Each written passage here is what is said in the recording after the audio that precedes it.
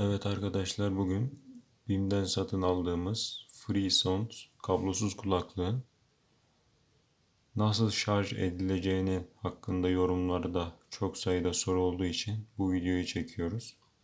Öncelikle şu alt kısımda görülen şu hafif çıkıntıyı ileri doğru itiyoruz. Sona kadar şu şekilde çıkıyor. En son şekilde şu 4 tane sarı şey gözükecek şekilde çıkıyor. Herhangi bir adaptör fark etmez. Adaptörün USB kısmına direkt olarak şöyle takıyoruz. Zaten hafif şekilde oturuyor. Şu şekilde. Bakın. Eğer şurasını siz tutmazsanız bu içeri girdiği için olmuyor ama sizin takarken şurayı tutmanız lazım ki tam otursun.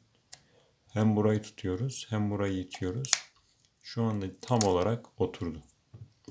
Görüyorsunuz, tam olarak oturdu. Herhangi bir çıkma yok. Kulaklıklarımızı da normal olarak takıyoruz.